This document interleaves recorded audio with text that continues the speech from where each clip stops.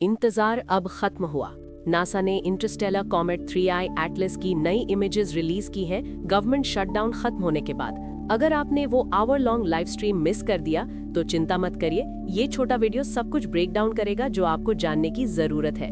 हम उन सभी इमेजेस के साथ स्टार्ट करेंगे जो नासा ने अब तक रिलीज की हैं, और उसके बाद हम बात करेंगे एक ऐसी फैसिनेटिंग चीज के बारे में जो इंडियन स्पेस रिसर्च ऑर्गेनाइजेशन ने लास्ट वीक इस कॉमेट को ट्रैक करते वक्त ढूंढ निकाली। ये सब कुछ आज के वीडियो में। युग बच्चन के वीडियो में आपका स्वागत है। 3I एटलस की सबसे क्लोजेस्ट इमेज नासा के मार्स रिकॉनेसेंस ऑर्बिटर ने कैप्चर की जब ये कॉमेट अक्टूबर 2 को रेड प्लैनेट से करीब 19 मिलियन माइल्स की दूरी से गुजरा। ये इमेज ऑर्बिटर पे लगे हाईराइज कैमरा ने ली है, और ये देखिए जो नासा के परसेवियरेंस रोवर पर लगे मास्टकैम Z इंस्ट्रूमेंट ने कैच किया। 3I एटलस बैकग्राउंड स्टारफील्ड के सामने एक फेंट स्मट जैसा दिख रहा है, और ये वाली इमेज नासा के मैविन स्पेसक्राफ्ट से है जो सितंबर 28 को ली गई थी, 3I एटलस के मास से गुजरने से बस कुछ दिन पहले।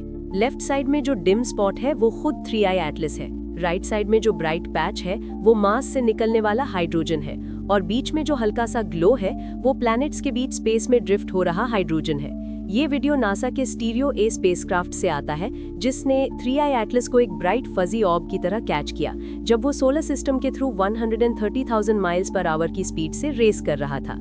मीनवाइल ये रहा व्यू ESA और नासा के SOH मिशन से जो अक्टूबर 15 और 16 के बीच लिया गया था, और ये रहा 3I एटलस जैसा कि नासा के पंच मिशन ने देखा। ये इमेज सितंबर 20 और अक्टूबर 3 के बीच ली गई ऑब्जर्वेशंस को कंबाइन करती है जब ये कॉमेट अर्थ से करीब 231 से 235 मिलियन माइल्स दूर था। ये है 3I एटलस जैसा नासा के लूसी स्पेसक्राफ्ट ने देखा जब कॉमेट मार्स की तरफ बढ़ रहा था। दूसरी तरफ नासा के साइकी स्पेसक्राफ्ट ने सितंबर 8 और 9 को 8 आवर विंडो के दौरान 3I एटलस की 4 ऑब्जर्वेशंस कैप्चर की। हालांकि इन इमेजेस से ये काफी क्लियर हो जाता है कि 3I एटलस दरअसल बस एक कॉमेट है, लेकिन एवी लॉयब अभी भी कन्विंस्ड नहीं है। नहीं, क्योंकि ज्यादा न्यू इन्फॉर्मेशन रिलीज नहीं की गई थी।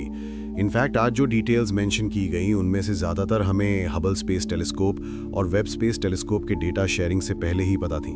उन्होंने जो अनकवर किया वो बस ऑब्जेक्ट की स्किन थी, बेसिकली कुछ आइसेस और शायद कुछ डस्ट जो इवेपोरेट होती है जब सन उस सरफेस को इल्यूमिनेट करता है। लेकिन अगर आप एक ऐसे स्पेसक्राफ्ट को कंसिडर करें जो कोल्ड इंटरस्टेलर मीडियम से ट्रैवल करता है तो वक्त के साथ उस पर आइसेस और डस्ट जमा हो जाएंगी जो बाद में रिलीज होंगी, और उस डेटा को एक्सप्लेन करने के लिए आपको लार्ज क्वांटिटीज की जरूरत नहीं है, and you are not supposed to जज a book by its cover. NASA ने हाउएवर लाइव स्ट्रीम के दौरान इन रूमर्स को डायरेक्टली एड्रेस किया और लॉयब की स्पेकुलेशन को साफ डिसमिस किया कि 3I एटलस कोई एलियन स्पेसक्राफ्ट हो सकता है जो हमें विजिट कर रहा है। स्टार्ट करने के लिए मैं शुरुआत में ही रूमर्स को एड्रेस करना चाहूंगा। मुझे लगता है ये इंपॉर्टेंट है कि हम इस पर बात करें। ये ऑब्जेक्ट एक कॉमेट है, ये कॉमेट की तरह दिखता है और बिहेव करता है, और सारे एविडेंस इसके कॉमेट होने की तरफ इशारा करते हैं। लेकिन ये वाला सोलर सिस्टम के बाहर से आया था जो इसे फैसिनेटिंग, एक्साइटिंग और साइंटिफिकली बहुत इंपॉर्टेंट बनाता है। ये सिर्फ तीसरा ऐसा इंटरस्टेलर ऑब्जेक्ट है जो ह्यूमैनिटी ने आज तक ढूंढा है।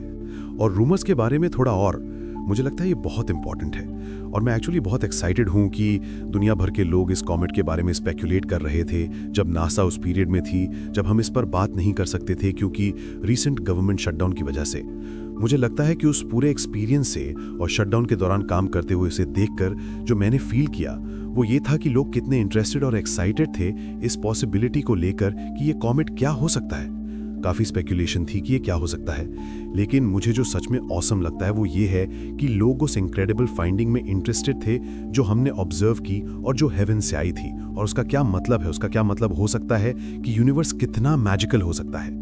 इसने लोगों के दिमाग को एक्सपैंड किया ये सोचने के लिए कि यूनिवर्स कितना मैजिकल हो सकता है, और मैं आपको बताऊंगा कि यहाँ नासा में हम हर रोज यही सोचते हैं, और इसलिए ये सच में ग्रेट है कि आप हमारे साथ जुड़ सके जब हम शटडाउन कंस्ट्रेंट्स की वजह से कॉमेंट नहीं कर पा रहे थे कि वो कॉमेट क्या है, क्योंकि हम मानते हैं कि यूनिवर्स एक मैजिकल जगह है, और हम आपका ट्रेजर और अपना सारा टाइम ये मेक श्योर करने में बिताते हैं कि हम उसे एक्सप्लोर करें और आपके साथ शेयर करें जितना हम कर सकते हैं।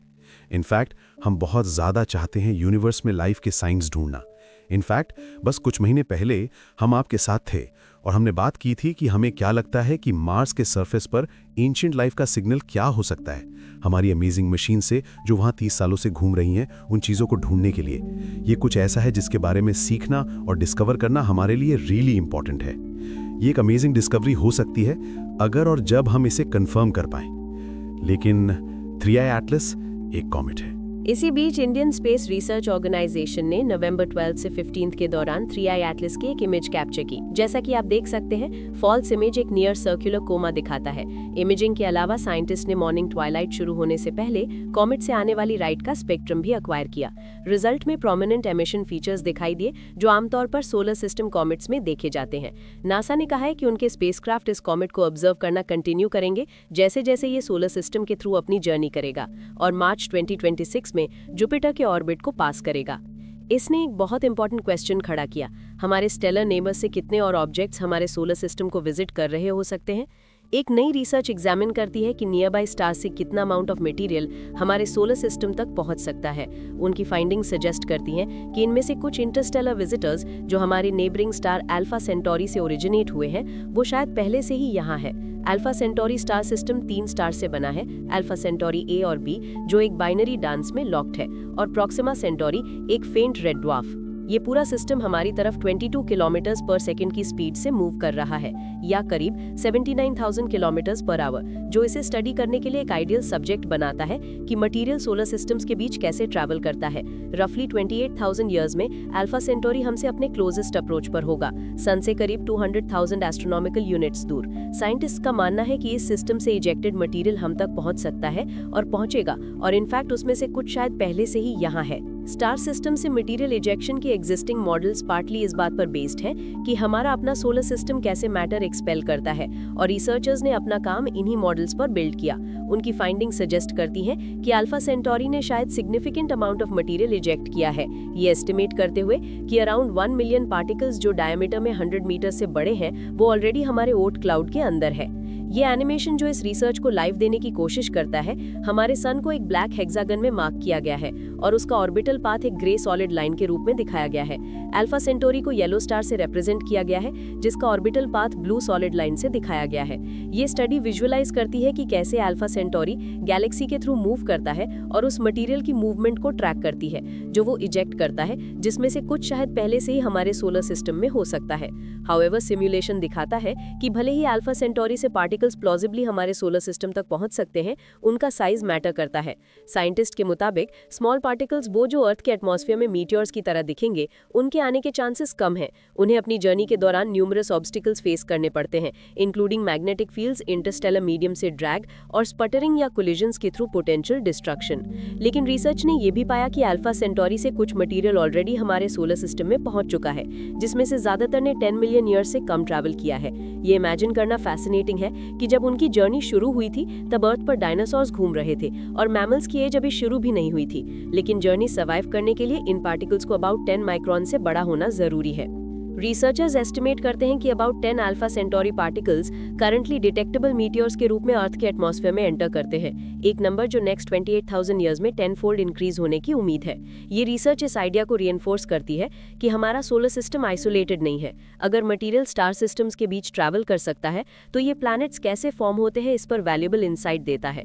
अल्फा सेंटोरी से हमारे सोलर सिस्टम तक मटेरियल कैसे ट्रैवल करता है, इसकी क्लियर अंडरस्टैंडिंग मिलने से न सिर्फ हमारी इंटरस्टेलर ट्रांसपोर्ट की नॉलेज बढ़ती है, बल्कि स्टेलर सिस्टम्स के इंटरकनेक्टेड नेचर और गैलेक्सी भर में मटेरियल एक्सचेंज के पोटेंशियल पर भी रोशनी डालता है। अगर वीडियो पसंद आया हो तो लाइक और सब्सक्राइब जरूर करें और कमेंट करके बताएं कि वीडियो कैसा लगा। मुझे आपके कमेंट्स का इंतजार रहेगा।